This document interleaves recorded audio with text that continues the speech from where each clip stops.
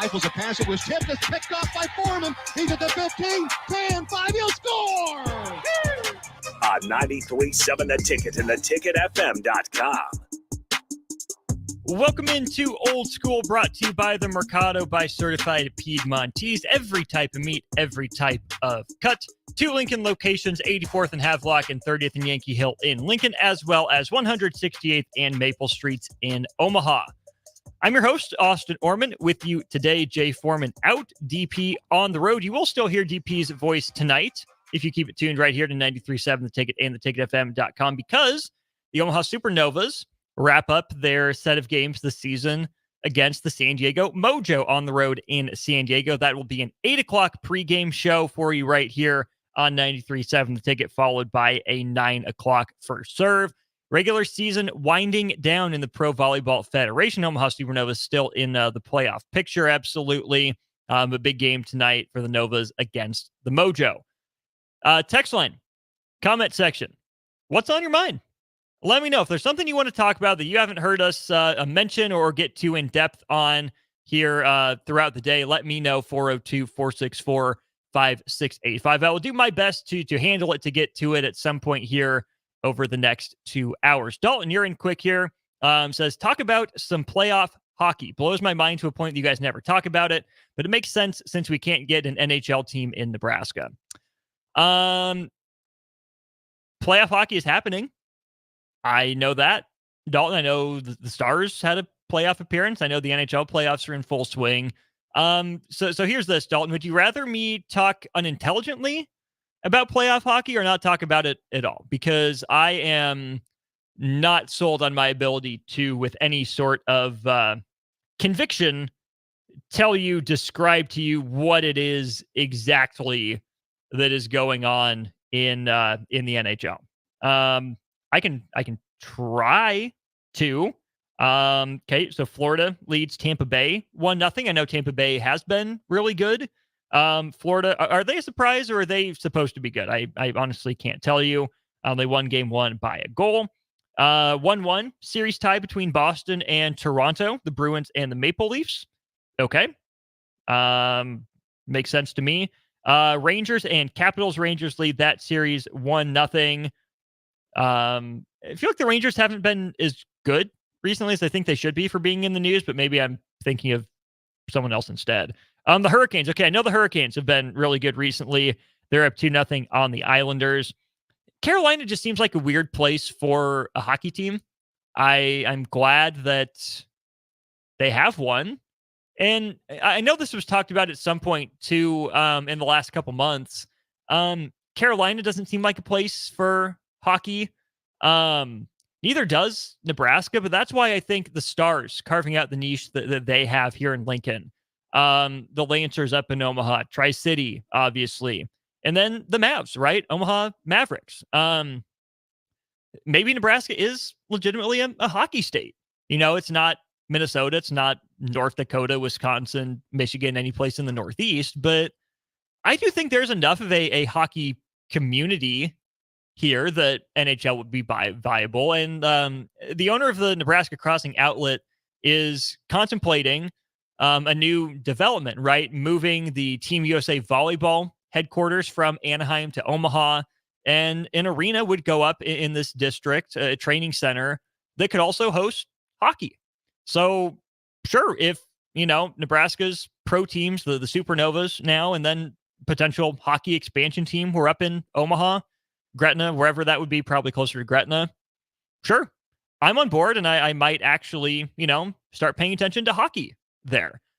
I'm not going to lie, hockey isn't tops on my radar, not because it's not interesting. I've thoroughly enjoyed the small handful of hockey games that I've been to, but I just have no attachment to it, right? And that's the beauty of sports. That's the fun part, is finding a team. So yeah, maybe I could find a team and follow along, but I'm pretty invested in the other sports that I do follow. I don't feel like I have a lot of room for hockey outside of like a niche or just a passing hobby. But if there's a hockey team, Dalton, you specifically think that I should support, by all means, drop it here on the text line. And if it's a playoff team, tell me when they play. I'll see if I can get the old tube fired up and watch some playoff hockey. Bubba asks for MLS. LOL. Yeah, no, that is happening even less than in the NHL. 3994. Any more Nebraska ball news? Not really. I guess the news of the day as it relates to Nebraska men's basketball is that Frankie Fiddler, Bellevue West High product, who went to Omaha, is committed to Michigan State out of the transfer portal. Michigan State, kind of a dark horse all the way through this process. I think the Spartans picked up a lot of steam with the news of Chucky Hepburn entering the transfer portal. My read on the situation from the outside was that Chucky Hepburn and Frankie Fiddler legitimately wanted to play together. Whether that meant Frankie Fiddler going to Wisconsin or Chucky Hepburn and Frankie Fiddler both entering the transfer portal and, kind of making themselves a package deal somewhere else. It was all on the table. I do believe that they legitimately wanted to play together. That dream's not dead necessarily, but I also don't think Chucky Hepburn follows Frankie Fiddler to Michigan State. There has been a lot of chatter about Louisville being involved with Chucky Hepburn, and we'll wait and see if that comes true. I'm not going to say that Chucky wouldn't fit at Michigan State in terms of his style of play and his abilities, but Michigan State has got plenty of guards. Holloman is back. Aiken is back. Some depth guys that they had last year as well, which is why I think a guy like Frankie Fiddler really fits for Michigan State. They didn't have a lot on the wing. Frankie is a good athlete, not a superior athlete by any means.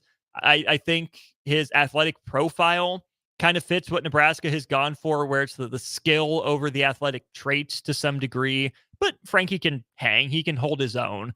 What I'm curious to see is, for Frankie Fiddler, what's the acclimation process like? Because obviously jumping up a level in competition is going to come with its own challenges. We know that sometimes it takes players that transfer up from, the mid-major level to the Power 6 level in college basketball, Power 5 now with the dissolution of the Pac-12. For whatever reason, it can take them a while to translate. In Frankie's case, maybe the athleticism is a little different, but he's played some high-level college basketball before, so I doubt that's what overwhelms him. If anything, I wonder if Frankie's one of those guys that needs the ball in his hands to create his own rhythm, or if he's going to thrive playing off the ball more. Frankie Fiddler had to create a lot of his own shots at Omaha. He just did, right? Omaha's guards were fine. They were better this year than last year. I think Coach Crutchfield is doing a good job with them. But Frankie Fiddler had the ball in his hands a lot, whether it was pick and roll, whether it was isolated. Frankie Fiddler created a lot of his own looks. He's not going to have to do that at Michigan State. And for that reason, normally it's easier for players to adjust to that role. Usually when volume goes down, efficiency increases. But the best way to increase efficiency is to create rhythm, to create flow, to create spacing. And sometimes moving off the ball, not having it in your hands as often, is a change for a guy that's used to dominating the ball. To figure out how to read passing lanes, how to float when a guy drives, whether to float to the corner or to lift up to stay in his passing lane, when to take the spot up jump shot, how to feel a guy closing out at you when you're spotted up versus a guy already hand in your face and you're using a pick to create some separation. There are some differences playing on ball and off ball. And I don't think there's going to be nearly as much pressure on Frankie Fiddler to create his own shots, but there's going to be more pressure on Frankie Fiddler to make the shots that it is he's given through his role at Michigan State. So you wish that young man the best. I think it's a pretty good fit for him, at least in a basketball and role sense. Curious to see how he adjusts and curious to see what it is Michigan State looks like, because this is a proud program, right? A proud head coach in Tom Izzo that has really been lacking the high-level results that I think its fans want. So let's just scroll back here through the last few years of Michigan State history. First round, I mean, it's technically the second round, right? Because the first 4 play-in counts as the first round here in the NCAA tournament. But lost their first game of the NCAA tournament this last year to Mississippi State. Last year, they lose in the Elite Eight or Sweet 16. Sorry, they make it through to the Sweet 16. Yeah, that's fine. Make it second weekend, January, February, Izzo. Before that, they lost again. They lost their first game as a 7 seed after being ranked as high as number 10. Year before that, so the 2021 NCAA tournament, they were in the first 4 and they lost that game. Did make the Final Four in 2018-19. Beat that Duke team led by Zion Williamson, RJ Barrett, and Cam Reddish. Second round exit. First round exit. Final Four in 2014-15, lost to Duke. So really, if you look at the start of Izzo's tenure, okay, so if you go all the way back to the 95-96 season, they missed tournament first 2 years. Sweet 16, Final Four, National Championship, Final Four. Okay, there you go. They're rolling. Lose the first round, make it back to an Elite Eight. Lose the first round, make it to a Final Four in 2005. First round, second round, Sweet 16, lose in the championship game, lose in the Final Four, second round, Sweet 16, Elite Eight, Final Four, first round, second round, Final Four. The results early in Tom Izzo's tenure were really good, but it's been now since the 18-19 year that they made a Final Four. So that's, 5 seasons. This next year would be 6. That's okay, maybe normal for a program, but if Michigan State wants to consider itself one of the big boys, 6 years without a Final Four is a long time. You can throw Duke into that conversation, right? Been a minute since they were back. Well, I guess they made it in 22 and lost to Carolina. But before that, it was, 2015, I want to say, since Duke was in the Final Four. So yes, programs go through these ruts. Programs go through these stretches of time where they're not as successful as others, right? It's just natural. But is Frankie Fiddler the fix for Michigan State? I think he'd be a piece. I don't know if he's the one that puts him over the top. I think Michigan State doesn't have the same dominant big man that it did in some of these roles and these runs. I'm curious to see about the guards. Like, Tyson Walker was really good, y'all. Tyson Walker was really good. AJ Hoggard wasn't a perfect player, but I liked what he brought to Michigan State. I think the problem with him was he plateaued to some degree. I think Tom Izzo and Michigan State didn't have guys step up around the roster, so more and more got put onto Tyson Walker's plate. So his numbers stayed fine, but Michigan State's success didn't rise because the rest of the roster didn't elevate. Nick and I were talking about this before the show. The last draft pick Michigan State had was in 2022 with Max Christie, not a college superstar. Xavier Tillman drafted in 2020, good player, not necessarily a college superstar, and kind of tacked on to the end of that really long run for Michigan State and maybe the start of the downturn, right? Where they're just a tournament team and really not much more. And again, if you're a Michigan State fan or a Nebraska basketball detractor, I get it. Saying just a tournament team is rich coming from a sports talk show host in Nebraska. But the standards at Nebraska and Michigan State are different, right? I wish Frankie Fiddler the best. I totally understand why it is he would want to go to that program and be coached by Tom Izzo. But Frankie's got a couple years left, and I wonder if Tom Izzo is his coach the entire time at Michigan State. I really don't know.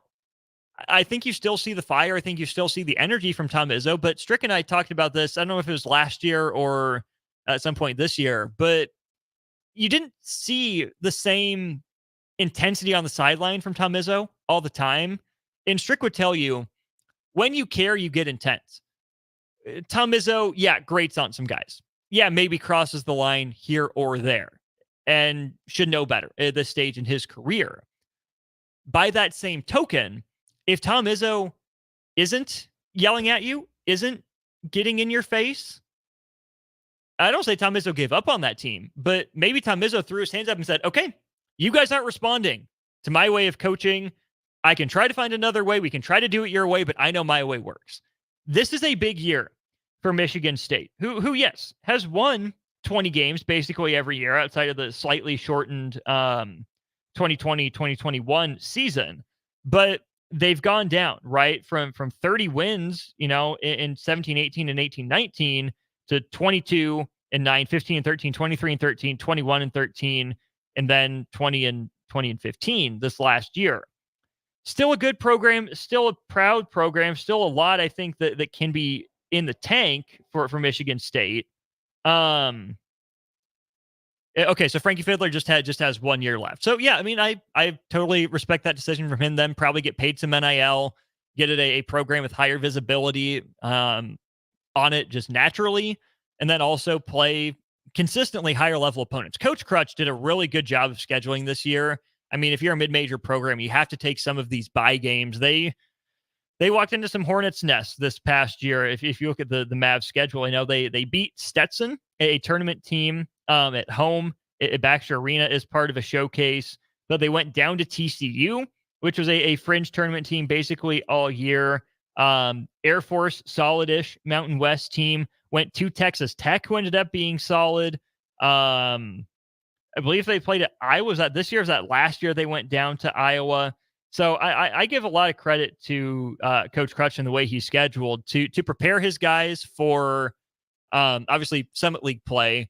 But when we had Coach on, he acknowledged the realities of, yeah, we know what happens for schools like us. We know that the players don't always want to stick around, that they're going to go after an offer from a bigger school in the most case.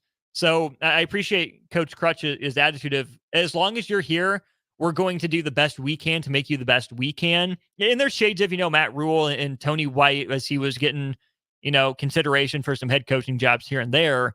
It's a natural dynamic, an unfortunate one, but for better or worse, it's the way the world spins right now. We'll take a break. Keep your texts coming. Money G in Kansas, Augie. Appreciate you guys chiming in. We'll get to your texts and plenty more here as we continue Old School, brought to you by the Mercado.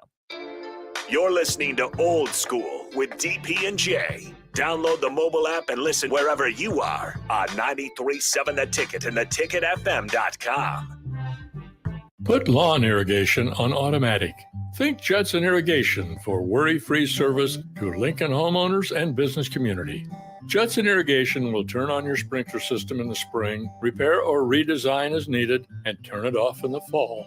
For service to orphan sprinklers, remember Judson Irrigation. They'll never forget you. Call the Judson Irrigation Orphanage, 402-420-6277 or judsonirrigation.com. Hi, I'm Senator Bo Ballard. I was born and raised in Lancaster County, learning the value of hard work and grit at a young age. I built my own company, creating jobs right here in our community. I know that families and businesses in our community need lower taxes, lower cost of healthcare, and a great education. That's why, as your senator, I helped pass the largest tax cut and made the most significant investment in education in Nebraska history and worked to reduce the cost of healthcare. I'm Senator Bo Ballard, and I humbly ask for your vote on May 14th. Paid for by Ballard for Nebraska. At Union Bank, people don't have your money. Your money has people. First home people, investment people, people who answer the phone and your chats, dream car people, dream retirement people, driving your dream car in your dream retirement people, small business people, credit card people, and all the other people you need. At Union Bank, our people help you do more than you dreamed possible. So stop in and say hello. We can't wait to see you. Union Bank and Trust. Member FDIC.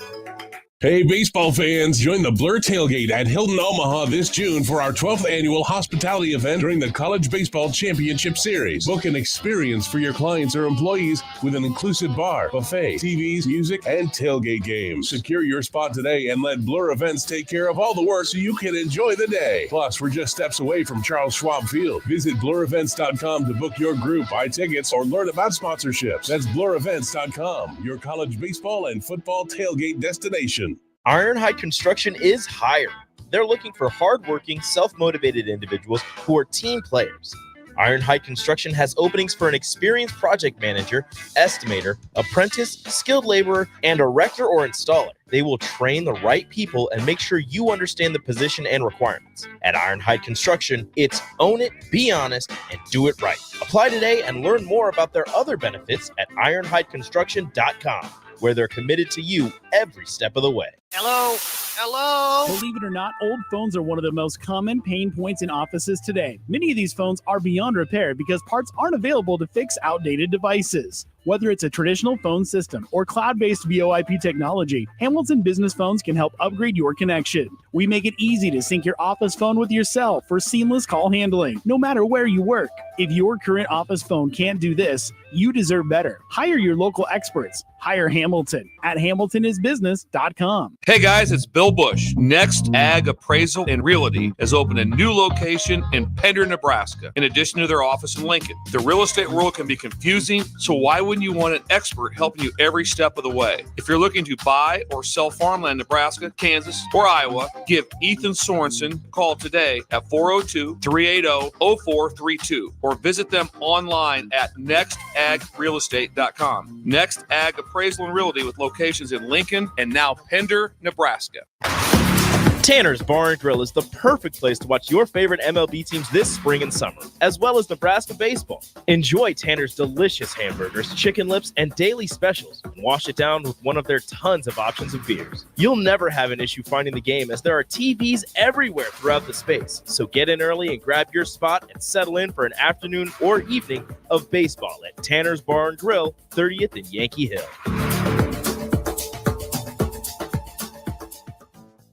Spring is here. It's time to get back outside and into proper shoes this year.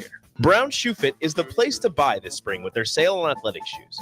Get $15 off any regular price athletic shoes with respected brands like Hoka, Brooks, New Balance, and On Running. And don't forget, Browns carries a large arrangement of sizes and widths to fit your feet properly. Start your spring off right at Brown Shoe Fit, just south of 66th and Q in Lincoln. What a day. I could sure use an afternoon pick-me-up. Hold up. The new 93.7 The Ticket location has a milk, coffee, and tea inside? Oh, yeah. This is a game changer. Need an afternoon pick-me-up? How about a coffee or smoothie on your way to work? Stop by the Ticket Mill location on 1040 O Street to get your go-to drink or try out our new game day drinks exclusive to the Ticket Mill location. We know it'll make your day a million times better. Old School with DP and J. Nebraska and their staff, football-wise, has done a really good job of, keeping guys, happy. And then obviously they see the opportunity here. Whereas I don't think there's a general reason that you can say, okay, this is why kids are going in the portal. Now we're seeing, even when they're in really good situations for them, they still leave. On 93.7 The Ticket and theticketfm.com. Back to Old School with DP and J on 93.7 The Ticket and theticketfm.com. Let's keep talking some college hoops here for a second. Money G in Kansas, I appreciate your question. I will get to you here in a little bit. Jeremy says, I attributed Tom Izzo's passion as a purposeful change considering all the issues at Michigan State the last 5 years. Yeah, that university's kind of been through a lot. Right. A lot to name, don't want to go through it all. And there's maybe an argument to be made for that, but at the same time, isn't winning the Carroll, isn't winning the best for everyone. Why does Tom Izzo have to change his tack with the basketball team just because of everything else going on with, the football team or the gymnastics team? In his own program hasn't been without issues necessarily. But if it's that passion, if it's that fire, that intensity that's made Tom Izzo who he is at this stage in his career, why change it? Right? You can adapt, but I feel like Tom Izzo losing the passion, losing the fire, the sideline antics makes Tom Izzo who he is. And again, I think this is more a player's issue and a roster construction issue, which reflects on Tom Izzo. I don't think Michigan State is pursuing, maybe it's pursuing, but definitely not bringing in the same level of talent that it was back, 5, 10, 15 years ago. But then Tom Izzo's got to coach those guys at least the same way, if not even harder, to get as much out of them. 3994 says, love Michigan State basketball. They play hard with a great coach. Hope Fiddler helps. Michigan State basketball, one of those bugaboos for Nebraska to some degree, right? You remember that 2013-14 team that went up to East Lansing and won, and then basically didn't beat them again. I think Nebraska at one point had won 3 out of 4 against Michigan State before Michigan State's like, oh, wait, we're Michigan State and you're Nebraska. We're going to be better than you at basketball again. The game I saw between Nebraska and Michigan State this last year, a 77-70 win for Nebraska over the Spartans at home. One of the best played games of basketball I think I've seen in a long time. If I recall, both teams had fewer than 10 turnovers. I think it was one team had 9, one had 8. You saw some interesting cross-matching going on with Tom Izzo not trusting any of his big men in that matchup. So going super small, playing Cohen Carr, the super athletic freshman, quite a bit, but then also putting Malik Hall, 6'7", 6'8", small forward, power forward at center, letting him cook, but Nebraska went to Rink Mast in that matchup. That was a great basketball game. I enjoyed watching it, being in the building for that one. Big win to really help Nebraska get back on track after, the loss to Minnesota. Nebraska needed that one. They had to find a way to get a spark again after the Creighton loss, after the Minnesota loss.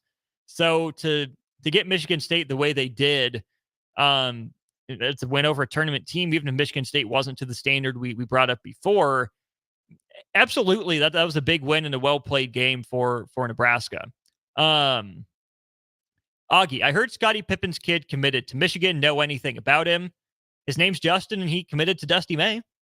That's really what I know about him. But Augie, lead me to Michigan basketball. We'll start with them and then maybe look around the Big Ten a little bit to some degree too. But what Michigan is doing in the transfer portal in year one under Dusty May is moving mountains. It really is. This team for Michigan last year was wretched. Hard to watch in a lot of cases. And again, I think some of that's a talent issue. Michigan, maybe not as good as it had been when it made the runs to the Final Four in the national championship game. But there's no way the roster was that bad. There's no way you can tell me the roster was as bad as the record. Juwan Howard's health problems, wish the man the best. Heart is nothing to mess with. That's a lot. He gave an interview where he said, yeah, he probably pushed himself too fast, too far, too soon. Shouldn't have come back the way he did. But the way Juwan Howard won the first year and the results just declined steadily makes you wonder if Juwan won because of the talent that he was handed by John Beilein, more so than anything he did. Now, Juwan Howard's going to be successful in whatever it is he does next. I from a distance, respect the man, think he does have a good head on his shoulders, and I think he's in a good headspace with how things ended with Michigan and some of the other, incidents with like Krabenhoft and his own strength coach throughout his tenure. I think Juwan has done the necessary reflection and learning and growth. So I think he's on to bigger and better things. And so is Michigan. Text line 402-464-5685. Dusty May takes the Michigan job. He was at Florida Atlantic, coached them to that Final Four run just 2 seasons ago. If you're Dusty May, would you have taken the Michigan job this year? Or would you have waited 2 or 3 years and tried to get the Michigan State job? Which would you have gone for? Which is the better basketball job? Is it Michigan or is it Michigan State? I think the quick answer is Michigan State. But are you sure you take Michigan State over Michigan in terms of basketball job? Funding, support. Yeah, you're behind the football program all the time. But doesn't that make it a safer job? Whereas Michigan State, I think, wants to be a football school, but is a basketball school. Michigan is a football school. Football first, it knows it, and it has really good basketball history as well. So good on Dusty May for taking that job, for coaching Florida Atlantic the way he did. And he's done some really nice, really cool stuff in his time at Michigan. Was it earlier this week? Was it over the weekend? Late last week? Sometime in the last 7 days. There's a video on Twitter, I think it was the Michigan men's basketball account that posted it, of Dusty May walking around to various fraternity houses on campus. I don't know if he stopped in every one or just some of them, but Dusty May was in there kind of doing a meet and greet, hanging out with some of the guys in the house and talking to them, said at one point, hey, we want to be in San Antonio. And the way that we get to San Antonio, where the Final Four is next year, is with you guys, with you fans showing up. It was a tough year to want to watch basketball at the Chrysler Center. Michigan was better at home than it was on the road. Doug McDaniel played at home, but not on the road, but still was not really all that watchable even at home. So for Dusty May, of course, it's propaganda to some degree, but how many other coaches tour the frat houses and get the college bros fired up about coming to their team's basketball games? Didn't know Dusty May had that in him.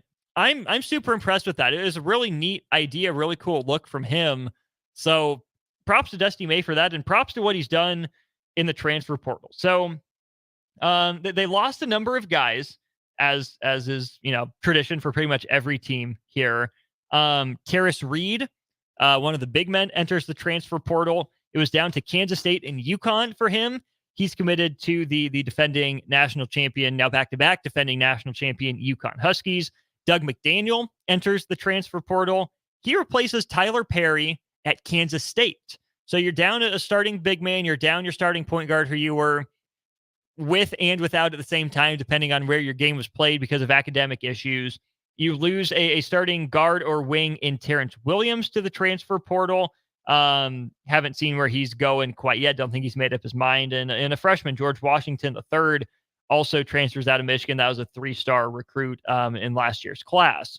But what do you add?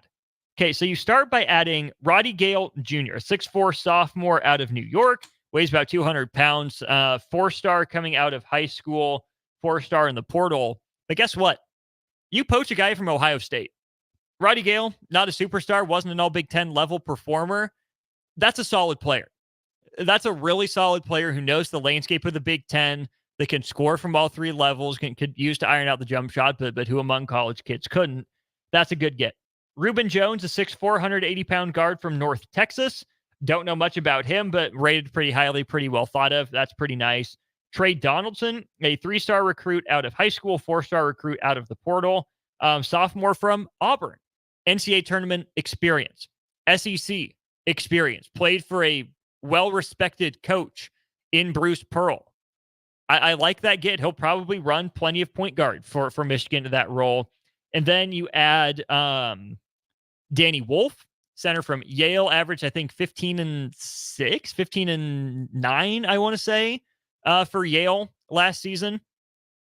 Yale, under James Jones, has made it to the tournament on a semi-regular basis. Of course, in the first round, managed to upset Auburn. I thought the Tigers had that game won, but nope, out of nowhere, here come the Bulldogs and knock off Auburn. So, hey, Danny Wolf and Trey Donaldson, they get a nice reunion up there in Ann Arbor. But the big get, at least to me, is Sam Walters. So Sam Walters was a 4-star player from Florida. He's 6'9", just about 180, 85 pounds. 4-star, can really shoot the basketball. He's going to be a really good stretch 4, and I'm fascinated to see how Dusty May uses him. The other player Michigan was in on, and this is something that I think will puzzle me for a while, is just how high are Michigan's academic standards?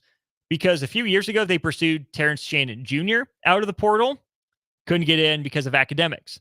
Caleb Love, just, last off season, transferring from Carolina, wanted to go to Michigan, maybe link up with Hunter Dickinson and play for Juwan Howard. Well, guess what? He couldn't get in because of academic issues. And now one of Dusty May's best players, Janelle Davis, wants to follow his coach to Michigan. But he can't because of academic issues. Those are 3 really good players that haven't been allowed to suit up for the Wolverines. Who knows if Terrence Shannon Jr. unlocks everything he became at Illinois under Juwan Howard, but Michigan's certainly better with him than without him. Caleb Love felt like a really weird fit going from Carolina to Michigan, but we know that's a guy that can go get his own shot, that can get hot and get cold. Would have been really interested to see Caleb Love up close here in the Big Ten. And if, just how different he is than most Big Ten guards, if that would have served him well, or if it would have been to his detriment. And then Janelle Davis, versatile, well-rounded guy who's not afraid of the big moment, who was really good 2 years ago, best or second best player on that team that made it to the Final Four. followed it up this last year, had another good year for the Owls, and then wanted to follow his coach to Michigan, but wasn't allowed to do it. So Dusty May in Michigan, you officially have my attention. This is much better than I thought Dusty May could have ever done out of the transfer portal, really in any year, let alone in year one. So I will be watching Michigan very carefully. I'm not going to say they're my breakout, my dark horse team in the Big Ten, because we'll get to those after the break. I really like what two other schools have done this offseason or will do throughout the offseason. One of them is Indiana, and the other is Rutgers. I will give you my thoughts on those two teams. Then in hour 2 of Old School, we'll talk some Husker football. Dylan Edwards from Colorado back in the portal. Is there some interest from him with Nebraska? And is Nebraska interested in him? And then Money G in Kansas asks, what changes would I make to the transfer portal for college football? We'll talk some college football in hour 2, but we'll wrap up hour 1 on college basketball right after this. Watch Old School live on Facebook, YouTube, or Twitch. Old School with DP and J on 93.7 The Ticket and theticketfm.com. Load up on meat and more this spring at the Mercado by Certified Piedmontese at 84th and Havelock. This week's special through April 23rd is buy one, get one free on 8-ounce flat iron steaks, limit 4 per visit. Also, buy one, get one 50% off on Montova grilled artichokes. And don't forget about lunch on Fired Up Friday from 11 a.m. to 2 p.m. Locations at 84th and Havelock and 30th and Yankee Hill in Lincoln, or 168th and Maple in Omaha. Get to the Mercado today for the best meat in town. Hey, baseball fans, join the Blur Tailgate at Hilton Omaha this June for our 12th annual hospitality event during the College Baseball Championship Series. Book an experience for your clients or employees with an inclusive bar, buffet, TVs, music, and tailgate games. Secure your spot today and let Blur Events take care of all the work so you can enjoy the day. Plus, we're just steps away from Charles Schwab Field. Visit blurevents.com to book your group, buy tickets, or learn about sponsorships. That's blurevents.com, your college baseball and football tailgate destination. Buckle up and hang on. This is going to be a good one. The fans of Kansas Speedway know how to have a good time. One that celebrates fantastic finishes and family-friendly facilities. Trading paint. We got feuding and tailgating tradition. Burnouts, beer, and barbecue. Oh, it'll for sure be a good time, and you are all invited. NASCAR weekend at Kansas Speedway, May 4th and 5th. Get your tickets now at kansasspeedway.com. Do you need motivation to get to the gym on the weekend or even in general? Tune into the Movement Hour each Saturday from 10 to 11 a.m. Movement Academy owner Robert Kuhlman will host the show as he introduces new ways to stay in shape. The Movement Hour every Saturday morning from 10 to 11 a.m. on 93.7 The Ticket and theticketfm.com. Constructors is now hiring for all positions, with laborers starting at $23 and up based on experience.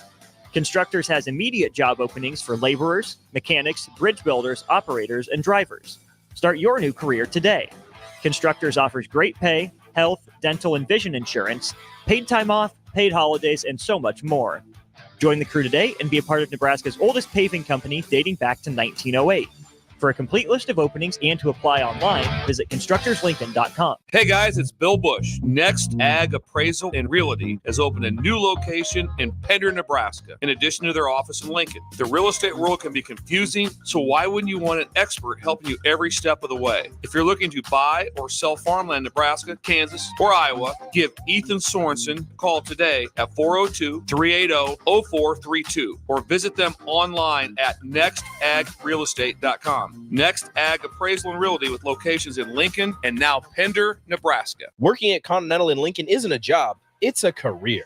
And right now, they've raised wages again, and they're hiring for production operators at $24.62 per hour, which grows to $28.97 per hour within 3 years. Skilled trade positions now start at $33.36 per hour, with opportunities to make more based on certifications. Continental also has salary jobs available and great benefits, plus medical and prescription costs at very low premiums. Dental, vision, and life insurance are offered at no premium cost to the associates, with increased bonuses and vacation for new hires. To learn more or apply, go to continentaljobs.com with keyword Lincoln. Come work at Continental today. Okay, it's time to sell the house. How do we even begin to choose from the hundreds of realtors in town? Easy. We make a pros list. You mean a pros and cons list? No, just a pros list. We need someone with pro photography to showcase the house in the best possible way, pro marketing to make sure we get maximum exposure, pro negotiations so we know we get the best price. This is one of those times where you already know the right answer, isn't it? You know it is. Ben Bleicher and Professional Realty Group. Contact Ben Bleicher and the team at Professional Realty Group of Berkshire Hathaway's Home Services Ambassador. Online at prg-ne.com. Banking should feel personal, not intimidating.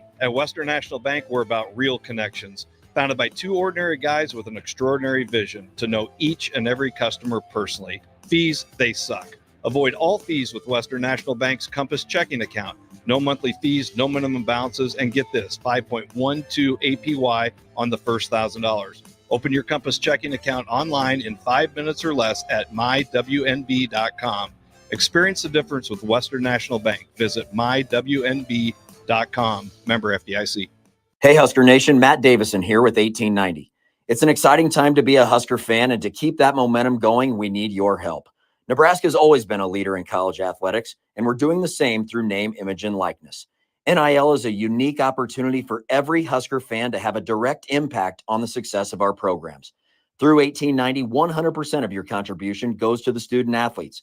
So go to 1890nebraska.com, choose your sport, become a member, and help the Huskers recruit and retain the best.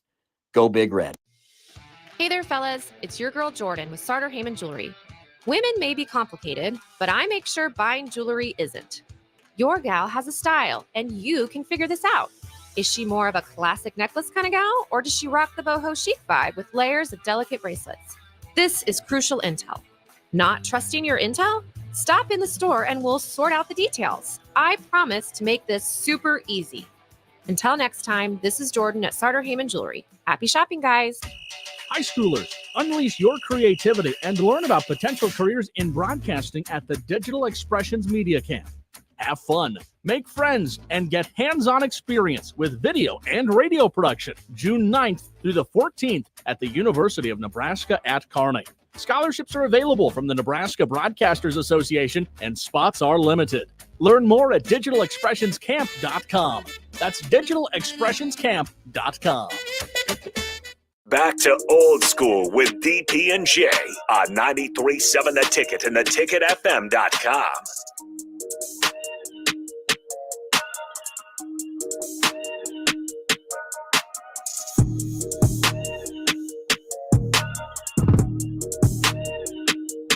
No DP, no J, just me, Austin Orman. Appreciate you tuning in to Old School here on 93.7 The Ticket and theticketfm.com.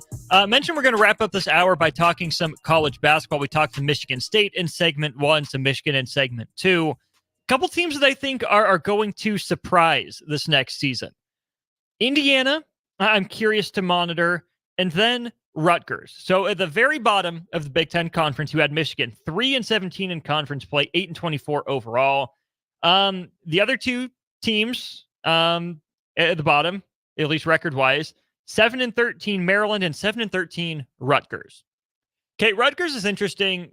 I know Nebraska got Gavin Griffiths out of there. 6'8" wing, 180-ish pounds. He's kind of Bryce Williams size, maybe taller and skinnier. Different game. But Rutgers at 7-13 was still a pain to play, right? We saw him give Nebraska everything it could handle and more in Lincoln.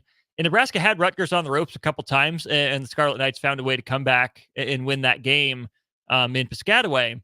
But Steve Pikiell did something Steve Pikiell hasn't done, and that's swim with the big fish in the deep water in recruiting. Dylan Harper and Ace Bailey going to Rutgers. Couple guards that are really good with the ball in their hands. Steve Pikiell gets him to commit to Rutgers. Like, 2 of the top 5 guys in the class are going to Rutgers to play basketball. It's still absolutely shocking to me how Steve Pikiell is able to pull it off. Dylan Harper, less so, right? Because his brother is Ron Harper Jr., of course, son of Ron Harper. So Derek Harper has the family ties, and Ace Bailey, I think, is a Northeast, or at least an East Coast guy to some degree. But Rutgers, man, there's got to be a relationship with Bailey and Harper somewhere down the line that made them want to play together and at Rutgers. And this is either going to go one of two ways for Rutgers. And I want you guys to bookmark this. Come back to me later in the season. Say, hey, Austin, end of hour 1 of Old School on Tuesday, April 23rd of 2024. You were right or you were wrong. I think there's two ways this can go for Rutgers. Way number one is that Bailey and Harper come out guns blazing. Rutgers kind of eases into the schedule. They have a good record.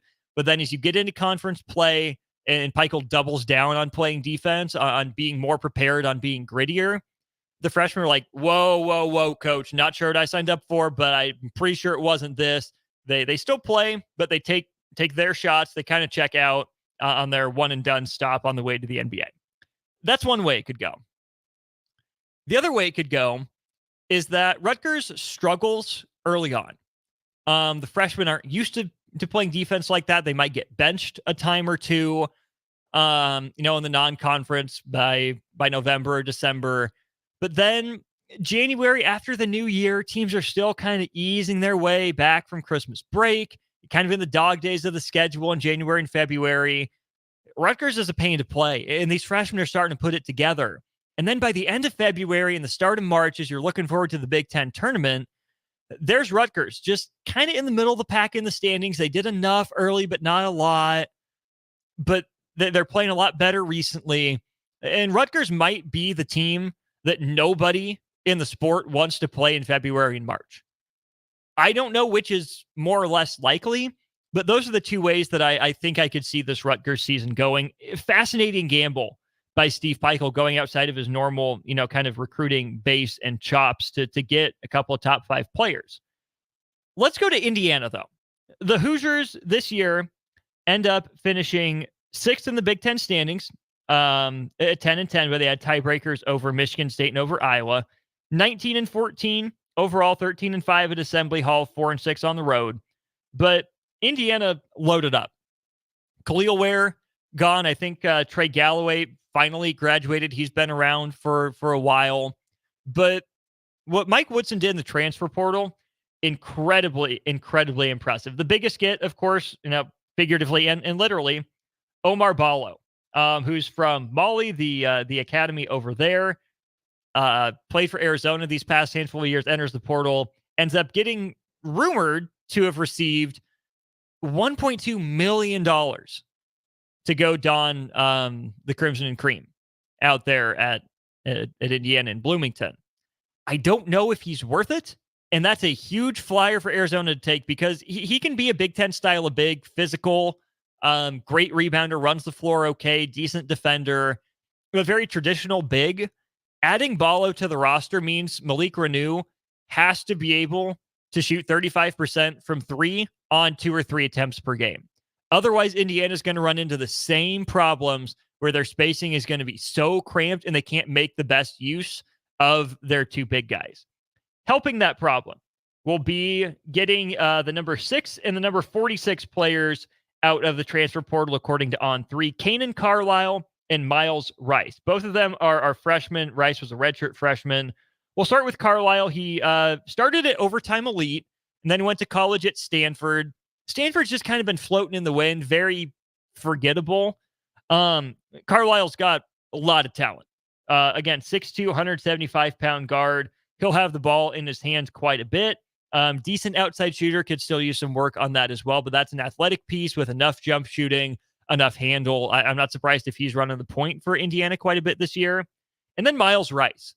Miles Rice was the feel-good story of college basketball this year. That's a young man that battled cancer, that came back for it, played really well for a Washington State team that crept up on a lot of people and surprised a lot of people. I believe he was their leading scorer as a redshirt freshman out of Georgia. Really good at Washington State as the Cougars make their run to the NCAA tournament. But Rice enters the portal at the end of the year. He ends up at Indiana. So Indiana and Michigan and Rutgers are all doing the thing where it's like, okay, I just based off of your talent and your rankings, I mean, those should be top half teams in the Big Ten, really without much of a doubt. But how much do you trust those teams? How much do you trust Steve Peichel with new talent? How much do you trust that talent to buy into defending the way he wants? How much do you trust Dusty May in what's probably going to end up being the biggest job he's ever going to have, right? Florida Atlantic was a nice story, but let alone the on-the-court stuff, think about the different off-the-court requirements and responsibilities at Michigan. And then Indiana and Mike Woodson, the problems have been the same since late-stage Tom Crean, where Indiana defends adequately, has some nice talent, but really just doesn't shoot the ball well enough to make everything tie together. I probably have the most hope for Michigan just because of the numbers and because of Dusty May. Maybe those behind-the-scenes cracks show later on.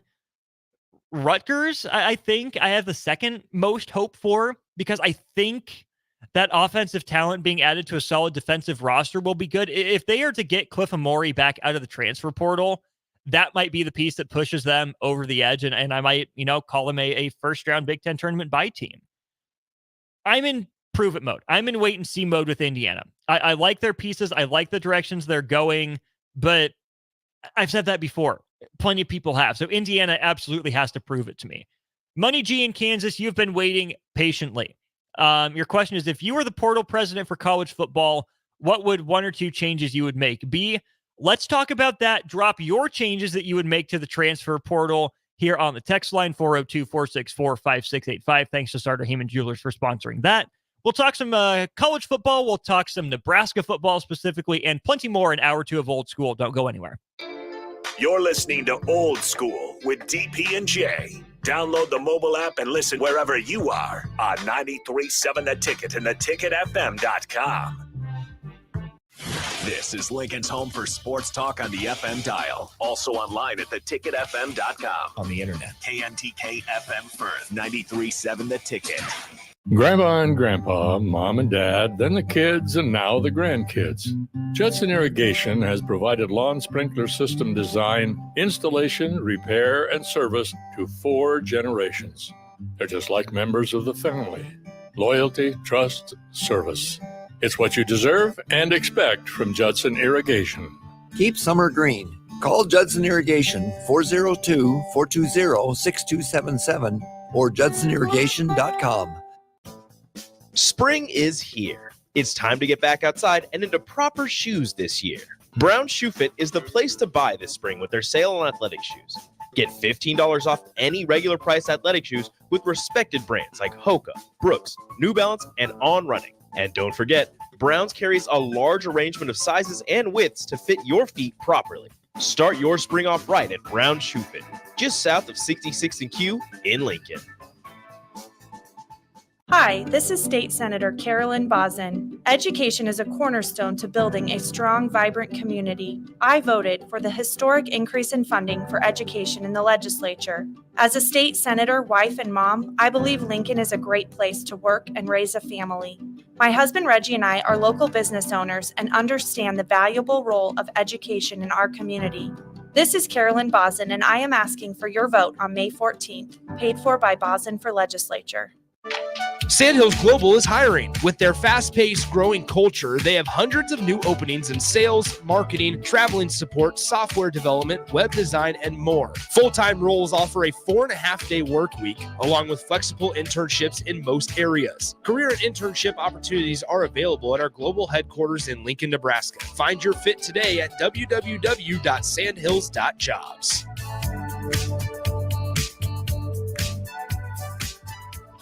Hey, Husker Nation, Matt Davison here with 1890.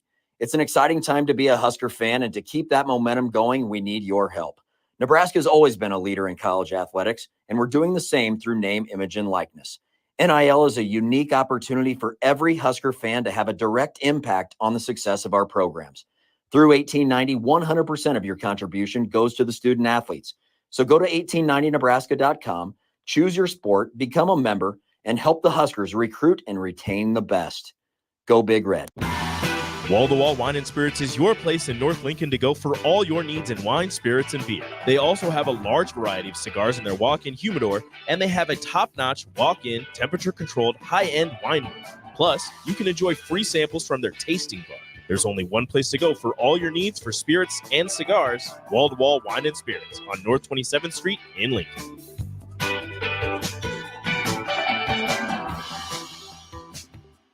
Constructors is now hiring for all positions, with laborers starting at $23 and up based on experience. Constructors has immediate job openings for laborers, mechanics, bridge builders, operators, and drivers. Start your new career today. Constructors offers great pay, health, dental, and vision insurance, paid time off, paid holidays, and so much more. Join the crew today and be a part of Nebraska's oldest paving company dating back to 1908. For a complete list of openings and to apply online, visit constructorslincoln.com. Cover more acres with a pre-owned sprayer or planter from Landmark Implement, your local John Deere dealer. We offer one of the area's largest selections of used sprayers, applicators, planters, and seeders. Through the month of April, take advantage of fixed-rate financing as low as 4.5% for up to 60 months or an 8-month interest waiver. Visit your local Landmark location or view our complete sprayer and seeding inventory online at landmarkimp.com and experience the Landmark difference.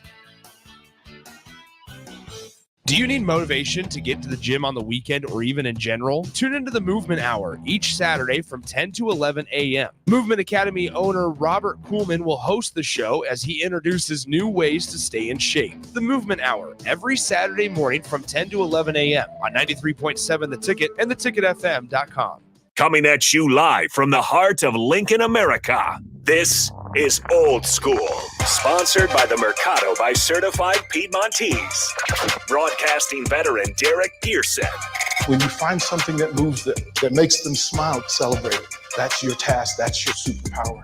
Nebraska Football Hall of Famer Jay Foreman. Rifles a pass. It was tipped. It's picked off by Foreman. He's at the 15, 10, 5. He'll score! On 93.7 The Ticket and theticketfm.com. I doubt he's listening right now, but in case any of you listened to early break and were worried, Jake Sorensen is currently working on the log for tomorrow morning. So I would take that as a very good sign that Jake Sorensen is coming off the PL, the paternity list, tomorrow morning. Should be back with you at 6 with Sip and Coach Bush.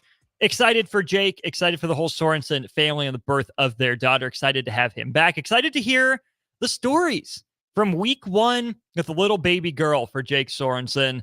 Again, in case you missed it yesterday at the end of On the Block, rumor had it that Jake was texting Nick about all the problems he was having, right? The kid's not sleeping, the kid's whining, the kid doesn't want to eat. Jake, why are you texting Nick about that stuff? What does he know? Here at this desk, just 25 hours ago, you had Jay Foreman, you had Eric Strickland, and you had me. All of us have kids. Jay and Strick have basically been all the way through the process, raising them to adulthood before. I'm just started my parenting journey. I'm incredibly blessed to have the support system I do around me. But I can help with the early days. I'm in them. Or I just got through them. I just did what you did. Why are you texting Nick about this parenting stuff, Jake? Either way, looking forward to having Jake back here from 6 to 8 for early break. Make sure you're excited, you're ready for that. But don't be too nice to Jake, right? Just break him back in, razz him a little bit, tease him, like I'm sure you early break fans normally do. The question before us here in hour 2 of Old School, how would you, if you were the portal president for college football, change the transfer portal? We'll start with your ideas here on the text line. First one comes from Cigar Guy. I would grant one penalty-free transfer. After that, it would have to be tied to head or position coach changing. Otherwise, you would have to sit out the year. Okay. I like where your head's at, Cigar Guy. I really like where your head's at. Along those similar lines, send yours in 402-464-5685, or we do have the comment section on Facebook, YouTube, Twitch, and Twitter, all up and available for you. Thanks to our friends at Sartor Heyman Jewelers. Here's what I would do. Here is step one of my two-step process. You can't transfer for 2 years outside of a head coaching, or a position coaching change. You are on campus with the school you initially signed your NLI, National Letter of Intent, to. You're on campus for 2 years, unless your head coach or your position coach leaves. Okay? Adding on top of that, this is layered, right? That's not the end of the suggestion. This is layered. You have a regional waiver or appeals process. The way the NCAA did it before, to the best of my knowledge and understanding, was it was one big national board of people overseeing all these transfer appeals, hearing all of these arguments for why a player should not be allowed to transfer. A national board having it centralized might be easier to keep data, but it also makes it so slow. It bogs it down. And that was a massive complaint with the transfer portal before, is how arbitrary it was. That some cases, seemed like they greased the wheels. Others, were caught in the wheels, and the wheels were grinding together but not moving necessarily. Getting rid of a national appeals board makes a lot of sense to me, because you would break the country down in regions.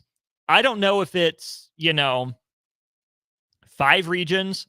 I don't know if it's 10 regions, if it's 6 or 7 regions. I guess there's not really Division I, at least high major college football out in Alaska. So if you do, 7 states and have 7 regions, that's probably fine. Or if you want to include Alaska, just, in case someday they join, do, a 5-state version or a 10-state version, however that would break down.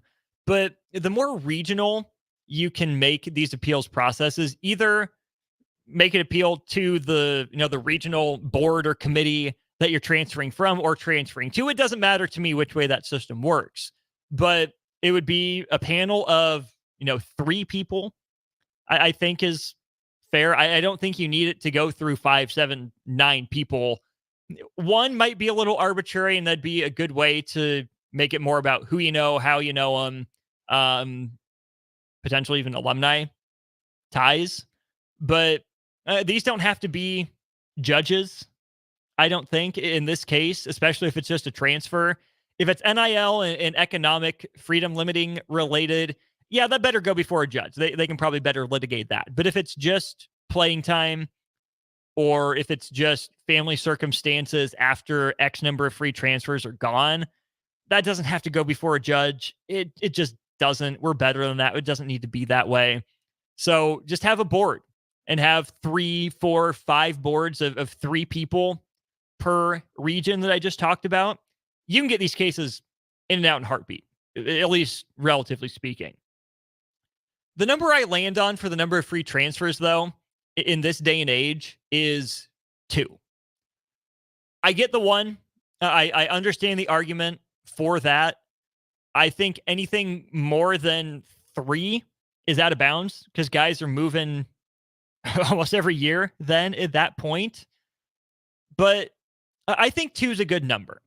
And to me, you would have to use one of your free, penalty-free transfers, even if a coach leaves, right? Let's say you're recruited there, you sign your national letter of intent in February, and your position coach takes a new job. There's a, surprise retirement or a medical issue at a school. Your position coach gets poached right after spring ball, and you miss your chance to enter the transfer portal. Okay, you can transfer. That's a weird situation. That's, again, what this appeals process would be for guys that are without these free transfers remaining. But you would have to use one of your 2 transfers that you get throughout your career, even though there was a coaching change, right? I think that's fair, right? There has to be a limit put on this to some degree for everyone's sanity, right? It's not just as simple as, well, coaches can move, so why can't players move? Yes, that's a part of it. That's why players need some more freedom than they have traditionally been granted. But at the same time, it's hard for adults to just pack up and move, right? I think there are lessons to be learned through persistence and sticking around. And I think, anecdotally speaking, allowing for 2 free transfers would give student athletes the ability to find that best fit for them. I think it would put more weight on making the right decision initially, right? I'm not going to say these guys just fire from the hip, just dive in wherever and are just following their heart when they make their first commitment. But I don't think more deliberation would necessarily hurt. I don't think more pros and cons boards would hurt. I think we should want student athletes, male or female, regardless of the sport, to deliberate on their decision and realize to the best of their ability what it means for their future. And yes, their future is next season, but their future is also 3 seasons down the road and potentially professionally. And their season or their future is also 10 years down the road when they're done playing professionally, or 15 years down the road when they're looking for a new job in their field of study. And then 40 years trying to get set up for retirement, right? Like, these things all play together.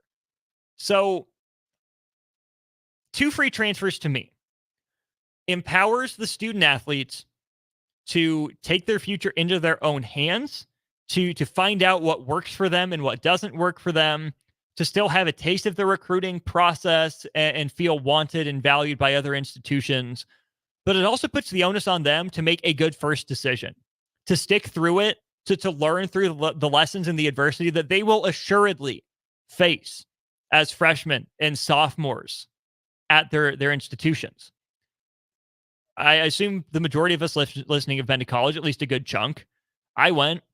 I know I'm not the same person I was as a freshman or a sophomore. I wasn't the same person the next year. Similar, right? Values were still there, not compromised, and it becomes someone brand new. But I learned a lot my freshman year of college. I learned a lot my sophomore year of college. I was blessed to have a great team around me. They probably wouldn't even consider themselves their team. But there is a laundry list of people that I am forever indebted to that gets me to this seat here talking to you today, that has me, married, in a house, raising a kid at the age of 25, almost 26. I'm blessed, right? And I want a happy, healthy, successful life for as many students, student athletes as they can have. There has to be a balance between making the right decision first and making the right decision eventually. I don't want student athletes lucking into making the right decision. I want student athletes thinking critically about their future. I want student athletes taking a step back to see the big picture, to see what it is now, what it could be in a year, and what they want it to be in 5, 10, 15, and beyond. I don't think young people have lost the ability to think critically. I don't think they've lost the ability to think in a big picture sense. And obviously it comes with age. The more experienced you are, the simpler it is to see the bigger picture, right? Like I get that. I'm going through it here, myself, as a young adult. The more experiences you have, the more perspective you can have. But I don't think coddling young people is the way to go. I don't think that playing to or feeding their egos by constantly recruiting them and trying to attract them with bright, shiny toys is necessarily the way to go or the best thing for them. There's got to be a balance there where we can have a better system than we've had in years past without taking it too far the other way, right? And again, that's natural. That's human. Is if we don't like something that seems like it's so far out one way, guess what? So much of life is a pendulum. And pendulums don't stop in the middle. Pendulums keep swinging till they reach all the way on the other side. And then what do? They start swinging back. The no transfers or the only appeal transfers or the sit out, 2 years if you transfer in conference is on one end. The free transfers for everybody over here is on the other end. This transfer portal, NIL landscape will never come to a dead rest in the middle of this pendulum, right? There's no, Adam Smith invisible hand that's going to catch this ball on the end of this string that's swinging right now and just stop it dead perfectly in the middle where everyone is happy. For every rule, there is an exception, if not more. That's why there cannot be a blanket transfer rule. That's why there is the need for an appeals and a waiver process throughout all of this. But at the same time, not every situation is an exception.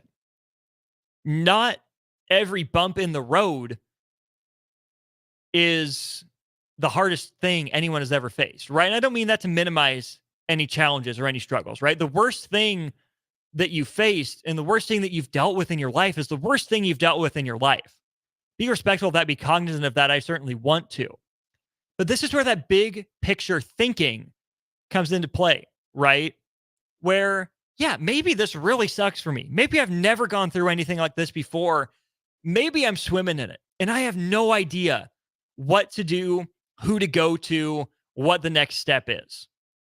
But it's in those moments that I hope the adults in the room, whether it's, parents, grandparents, family advisors back home, academic or athletic advisors at a university, teachers, friends, don't just say, oh yeah, transfer, you'll find somewhere better for you.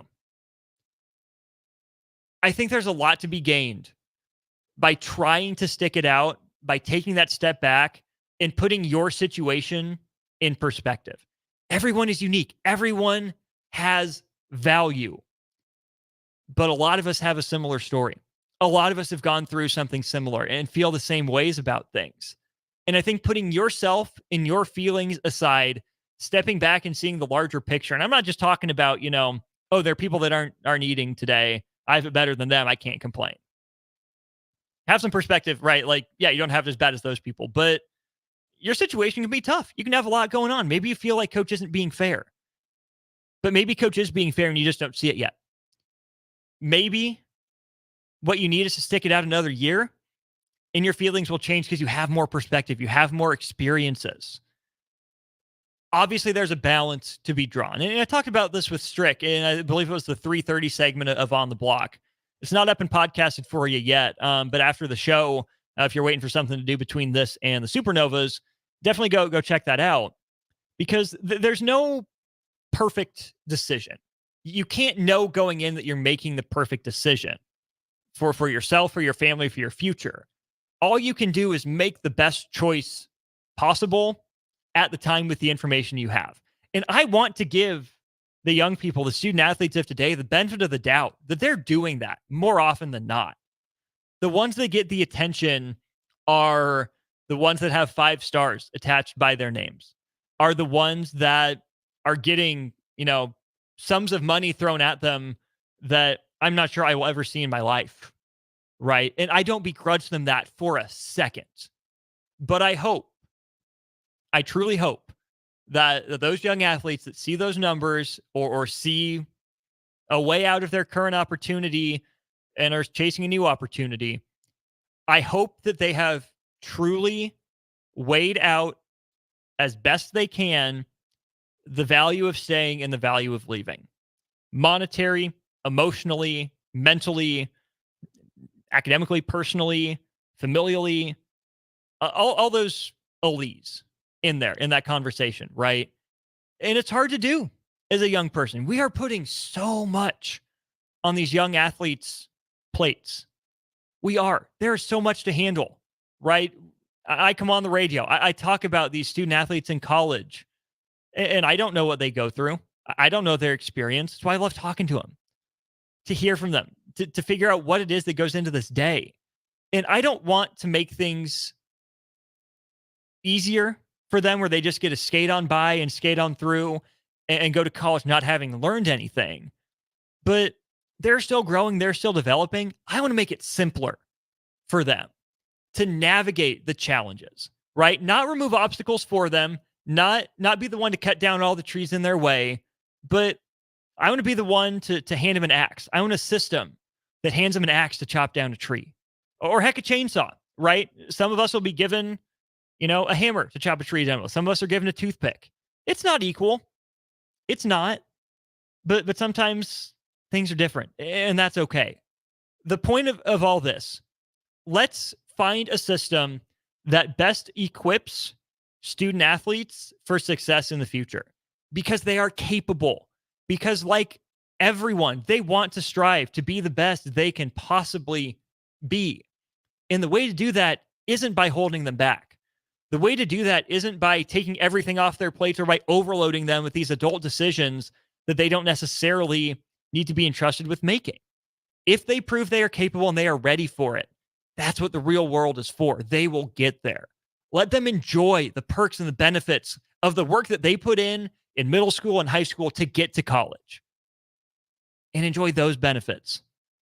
And have a good time with what it is they're being asked to do now in college. And yes, keep the big picture sense and always be working toward the future and what comes next, but also not overloading. There's absolutely a balance in there that we can better strike for the young student athletes here at these schools. Okay, Money G follows up on his own questions. Here is his text. You can enter the portal after 1 year of school with no penalty. You can enter if your coach or position coach changes jobs with no penalty. Any other reason, you have to sit a year and lose that year of eligibility. The portal opens up a week after the national championship game and closes on March 1st. That's something I didn't get to, was the window. Well, I'll circle back on that, Money G, because I like that.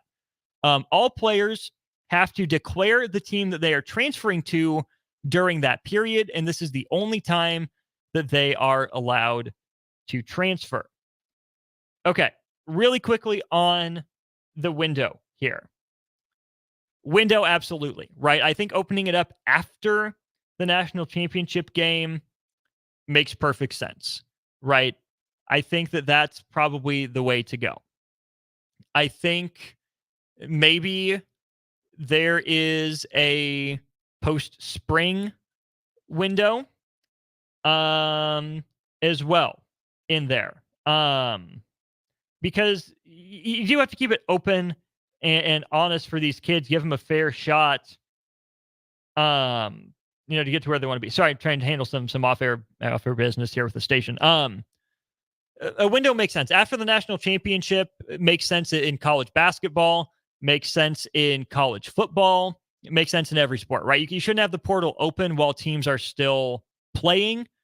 And there's a lot more on that. Okay, so let's get back to that.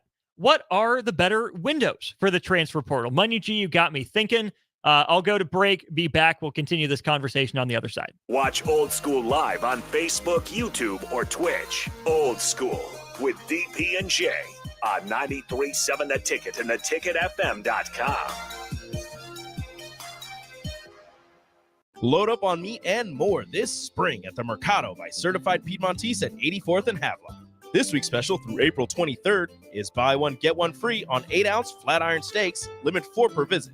Also, buy one, get one 50% off on Montova grilled artichokes. And don't forget about lunch on Fired Up Friday from 11 a.m. to 2 p.m. Locations at 84th and Havelock and 30th and Yankee Hill in Lincoln, or 168th and Maple in Omaha. Get to the Mercado today for the best meat in town. For over 15 years, Integrated Life Choices has empowered individuals with disabilities in Lincoln and throughout Nebraska. They provide comprehensive services from group homes and independent living services to job training, ensuring fulfilling lives for those that they serve. Now, they're inviting you to join their mission. If you are passionate about making a difference in the lives of people with developmental disabilities, explore rewarding career opportunities with them. Learn more about their services and apply today at www.ilc.net. Be a part of Integrated Life Choices, where your work truly changes lives. Sandhills Global is hiring. With their fast-paced, growing culture, they have hundreds of new openings in sales, marketing, traveling support, software development, web design, and more. Full-time roles offer a 4.5-day work week, along with flexible internships in most areas. Career and internship opportunities are available at our global headquarters in Lincoln, Nebraska. Find your fit today at www.sandhills.jobs.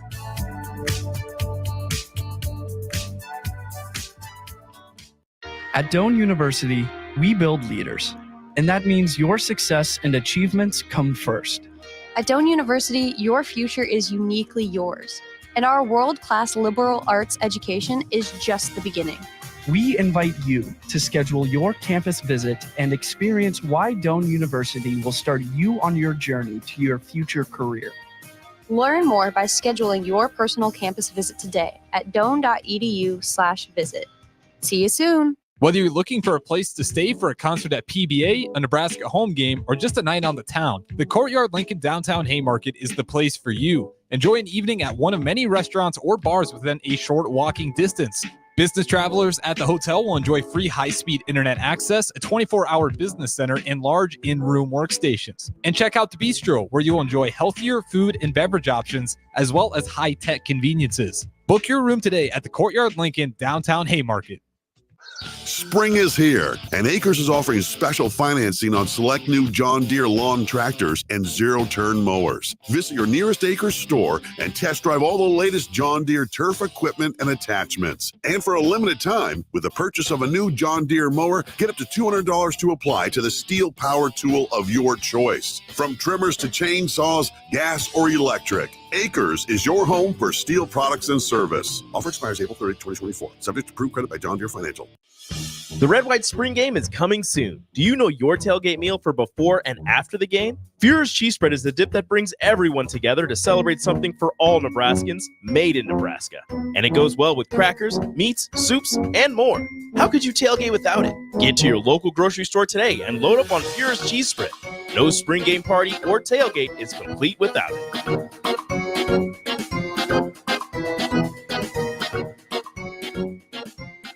Early break with Sip and Jake. Nobody goes to McDonald's more than you. Nobody. No, every meal, I every call. I mean, don't go every meal. every morning you're there. Every morning goes to McDonald's every every day. I do it. Oh, I go every day. Is it? Yeah, How many that's what I times? mean. That's a lot. How many? Sometimes I'm twice saying a in the next year I go 9 times. I That's go high 9. for me. I'm not going 9 Oh, times I mean to 7 McDonald's. times Yeah. a week. Seven times a week. That's what I mean. Yes, But there's a lot of times though. You go more than once a day. Oh, for sure. Yeah, so I'm telling you. So it's But I just 500. get coffee. But you go 500 times a year. That's a lot. Of times a year. The most I'm at is 9. I'm at 9. Jake's at 4, and you're at 500. I say 4 to 5 for myself. So I said 9. You said 500. Put it that way. It is. Just do the math. Early break with Sip and Jake from 6 to 8 every weekday morning on 93.7 The Ticket. 93.7 The Ticket is proud to provide listeners with daily opportunities to win contests and prizes on our airwaves, and would like to take this opportunity to remind you of a couple rules. All participants must be 21 or older and must wait 30 days after winning a prize before participating in another contest. Once you win, you have 30 days to pick up your prize at the K&TK Studios, 1040 O Street in Lincoln, or your prize will be forfeit. Thank you for participating in our contest, and thank you for listening to 93.7 The Ticket. Hi everyone, Kendall Warnock, A1 Automotive in downtown Lincoln. Spring is here, summer is fast approaching. With weddings, vacations, and weekend getaways on your mind, do not let car issues prevent you from getting where you need to be. Car problems shouldn't be something that you put up with. Let us get you back on the road in comfort and safety. We diagnose all makes and models from Porsches to Hondas, Toyotas, and Chevrolets. We fix a variety of issues with all of them with our talented techs and our experienced staff. A1 Automotive at 11th and L, downtown Lincoln, always honest answers. Back to old school with DP and J on 93.7 The Ticket and theticketfm.com.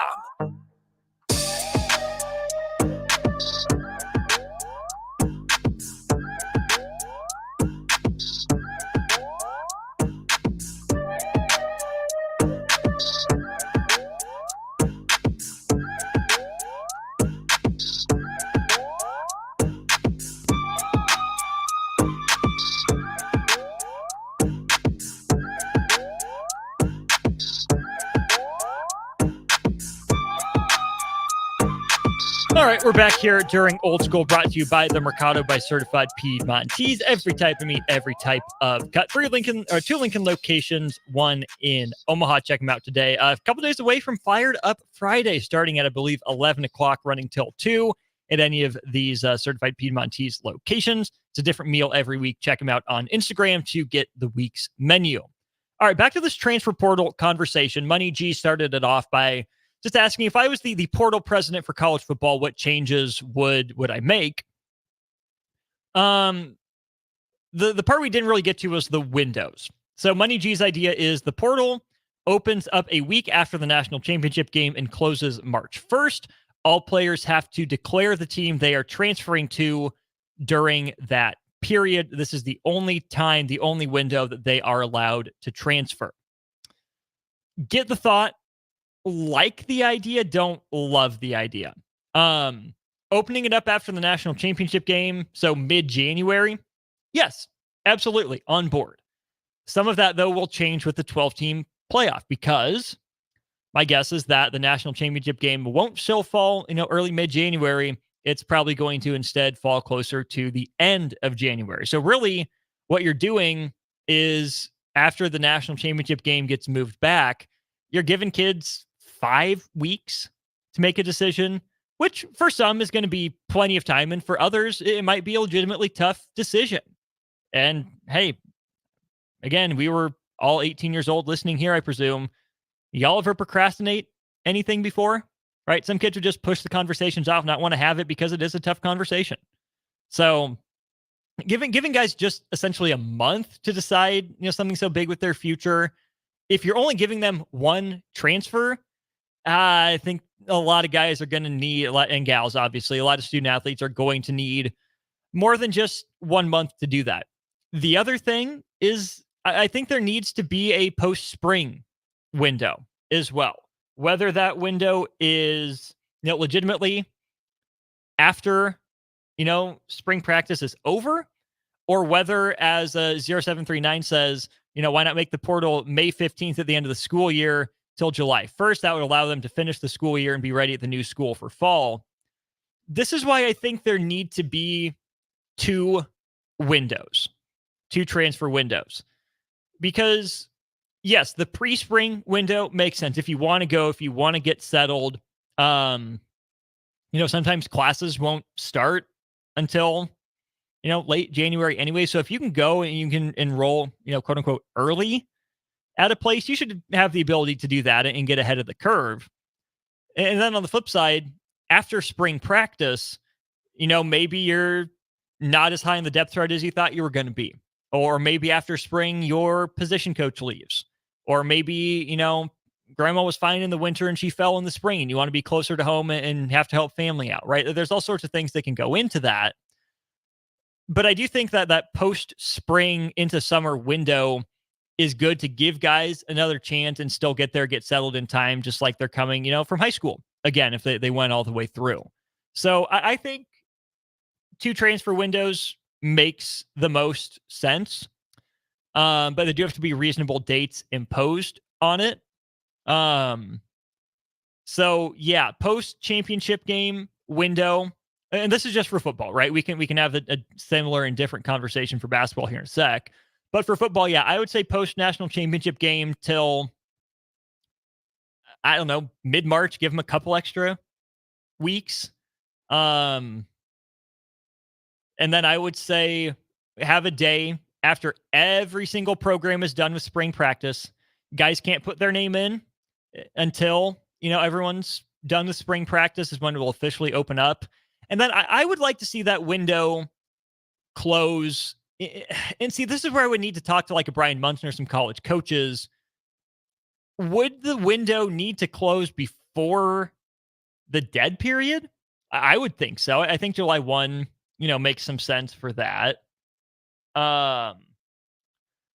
Because there still does need to be a dead period for everyone's sake, for everyone's sanity, a no contact period.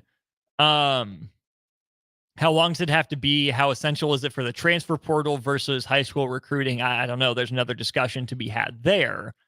But I would think that most guys would want to be settled and moved in for summer workouts, as far in advance as they could, right? So if that gets them there by July, obviously they'll have to be there before fall practice starts in mid to late July and into August, because again, teams are playing that last week in August now. The season's creeping forward earlier in the calendar. It's also creeping later at the end. There's more games. It's more spread out. So these windows are just naturally getting more compressed by schedule creep, which is another thing to keep in mind. The basketball one, it is insane. It makes no sense at all for the transfer portal to be open while there is basketball going on. Who did that? Who thought of that system? Why would the portal be open? Why would we make coaches that are coaching in the Final Four worry about what next year's team is? All their focus should be on this year's team and on finding a way to win 2 more games.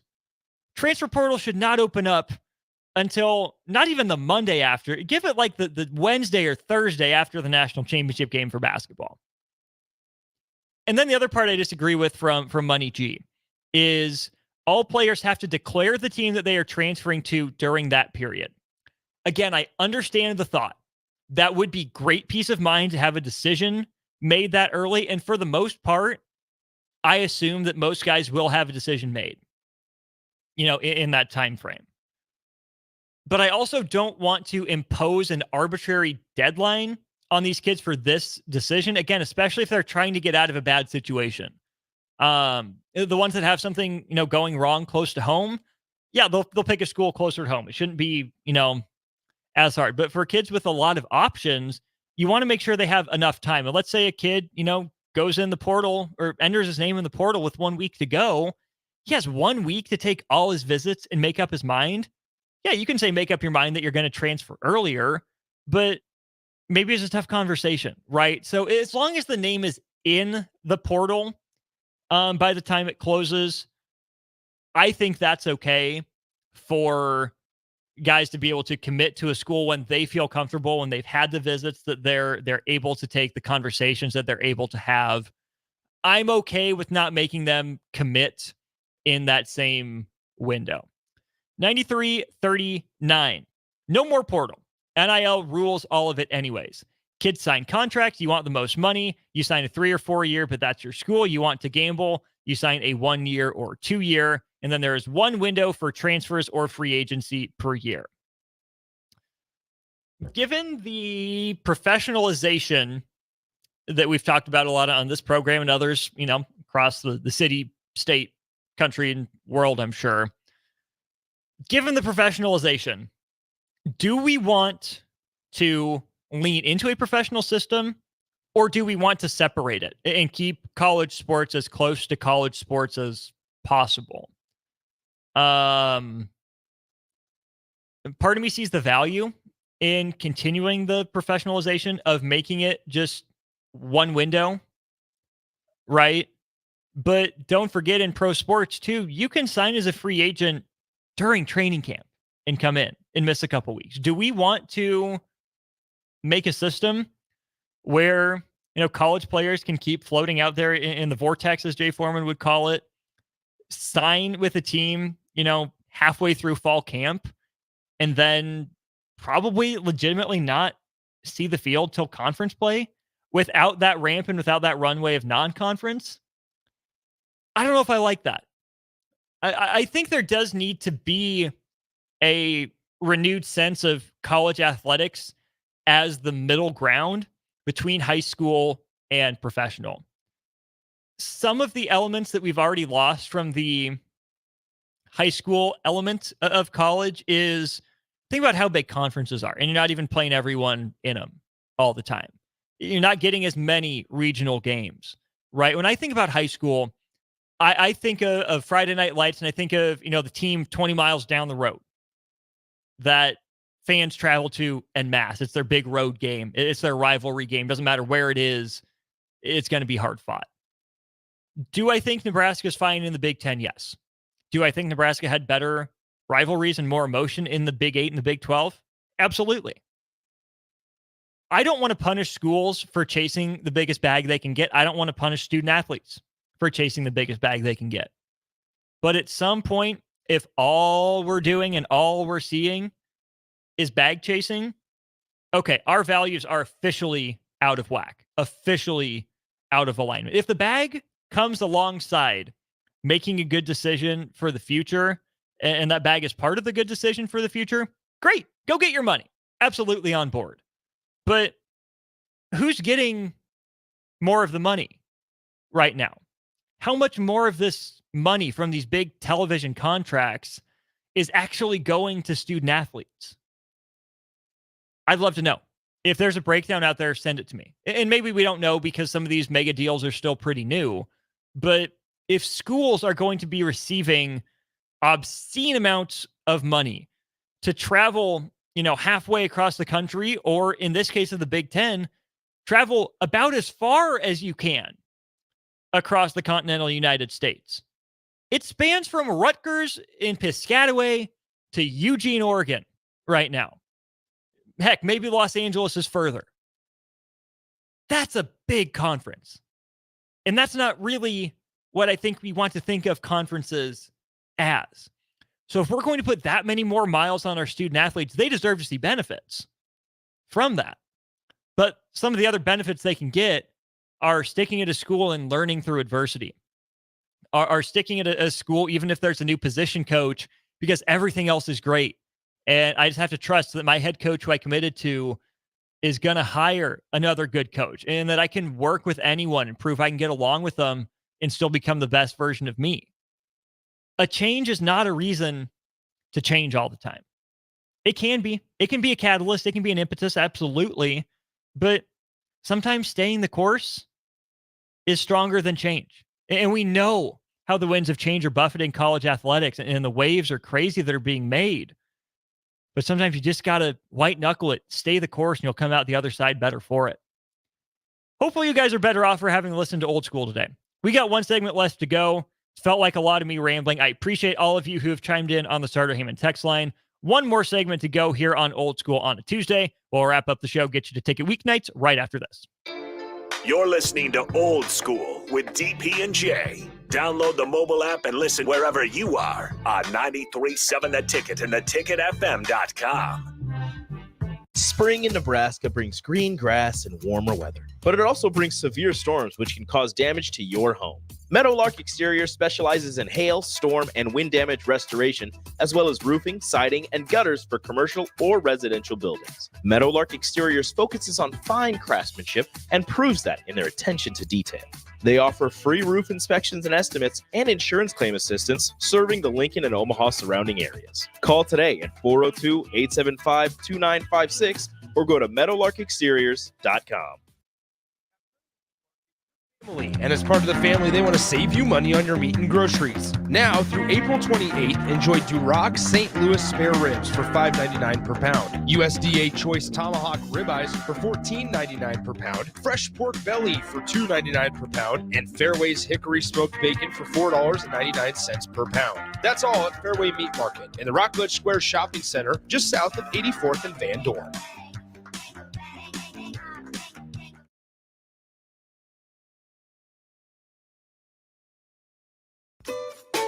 What do you think of when you hear the chocolate season? Artisan chocolates? Of course, they have the best chocolates this side of the Atlantic. Friendly neighborhood coffee shop? Yup, they're that too. A nationally recognized top-tier brunch spot. Waffle weekends, baby. And the place to grab a gift for literally any occasion? Everybody loves chocolate. See for yourself at the Chocolate Season, 40th and Old Cheney, or order ahead online at thechocolateseason.com. The need in our community, if you just look at the numbers, it's frightening. We're serving over 1,000 kids every day. With the passion of our people, I really feel like our potential to be of even greater service to kids and families who are struggling is just unlimited. But in order to have the greatest impact, we need all the help we can get from the community. Soulful Casino in Havelock is a family-owned business, providing incredible food and service that'll have you craving more with every bite. Soulful Casino offers everything from pulled pork to fried chicken, catfish, ribs, and even quesadillas. You want sides? They've got them. From fries, green beans and baked beans, to collard greens, potato salad, and sweet dill corn. Stop by for lunch as they have specials Tuesday through Friday from 11 to 2 p.m. That's Soulful Casino, located in Havelock, where every bite you take fills the soul. This is former Husker and NFL linebacker Jay Foreman. For years, I've suffered from degenerative problems in both of my ankles, but thanks to a thorough and thought-out plan provided by Advanced Medical Imaging, I was able to get my life back with the least amount of pain as possible. While working through multiple options, the team of physicians at Advanced Medical Imaging were there to answer any questions I had. If you're experiencing any pain at all and want to get your life back, go to amimaging.com or give them a call at 402-484-6677. Advanced Medical Imaging, located at 7601 Pioneers Boulevard. Load up on meat and more this spring at the Mercado by Certified Piedmontese at 84th and Havelock. This week's special through April 23rd is buy one, get one free on 8-ounce flat iron steaks, limit 4 per visit. Also, buy one, get one 50% off on Montova grilled artichokes. And don't forget about lunch on Fired Up Friday from 11 a.m. to 2 p.m. Locations at 84th and Havelock and 30th and Yankee Hill in Lincoln. or 168th and Maple in Omaha. Get to the Mercado today for the best meat in town. Garage doors can be expensive. Are you keeping yours in the best condition possible? This is Cameron Hall with Doors Plus. Doors Plus is a locally owned business that prides itself on the fast, reliable, and friendly service. Doors Plus offers flexible scheduling so you can book an appointment that fits your busy day. My team and I will come out to your property, both commercial and residential, and provide you with the necessary information you need to make sure your garage door is in working and smooth condition. Give Doors Plus a call today at 402-590-5800 to book an appointment and learn more about our preventative maintenance plans. Doors Plus, garage doors, and more. Community means something different to everyone.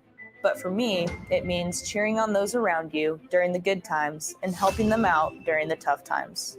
I'm softball player Jordy Ball, and I've been blessed with the support of my friends, family, coaches, and community throughout my life. When looking for a bank to call home, it was easy to choose Midwest Bank. I never feel like just another customer, and they're proud to support their communities. They love what they do, and it shows. Your community, your bank, Midwest Bank.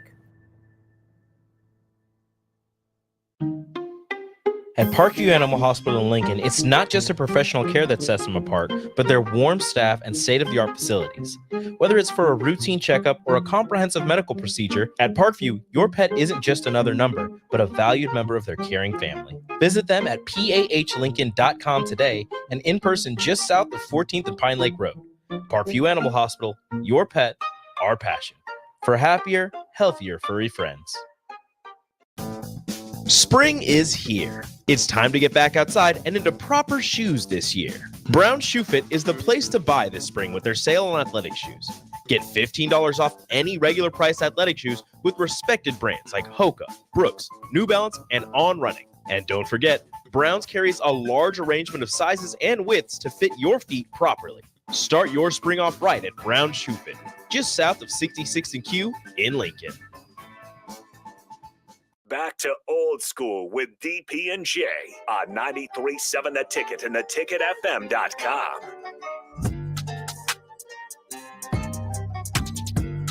Austin Orman back with you one last time here on Old School, brought to you by the Mercado by Certified Piedmontese. Appreciate them for their support of the show.